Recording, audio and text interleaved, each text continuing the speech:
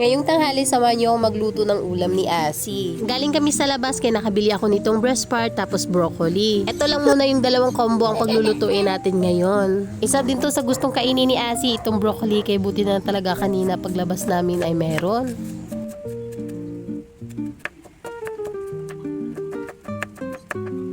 Unsalted butter pala yung gamit ko dito sa pagisa, pero kung walang available, pwede naman talaga mantika. Yung mantika naman na ginagamit ko para talaga kay Asi ay olive oil. Pero kapag naubusan ako ng olive oil, ang ginagamit ko na lang sa kanya yung ginagamit namin canola. Wala din akong ibang nilalagay na pampalasa nito kasi alam nyo ba, itong broccoli at chicken, kapag pinaghalo yung dalawa, masarap siya. Pero kahit nga broccoli mag-isa na ako, masarap talaga siya. Kaya siguro talaga si Asi gustong-gusto niya tong broccoli kasi meron talaga siyang sariling lasa. Pagkatapos ko naman itong maluto, yung kalahati pala nito ay biniblend ko kasi ginagawa kong soup para kay Asi. At sa mga gusto pala mag-order nitong mini blender ni Asi, lalagay ko na lang yung link dyan sa ating comment section. Hindi nyo talaga to pagsisiyan tong blender na to kasi maganda talaga yung quality nito.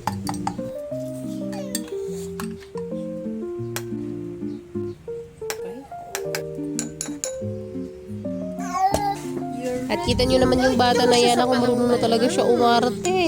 Late na nga siya kumain dito kasi late na din siya nagising. At kung nagbi-BLW ba ako dito kay Asi? Yes, minsan nagbi-BLW ako dito. Pero mas lagi ko talaga siya sinusubuan para hindi matapon yung mga pagkain niya. Tulad na lang nito na meron siyang soup, sinusubuan ko talaga siya para hindi matapon. Pero kapag puro dry naman yung kinakain niya, hinayaan ko siya mag-isang kumain.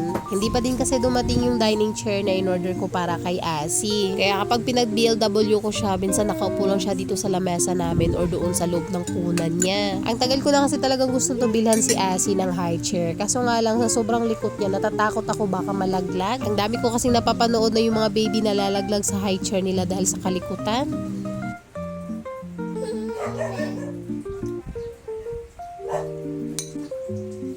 At hanggang dito na lang muna yung tanghali namin ni Asi, kaya salamat sa panonood.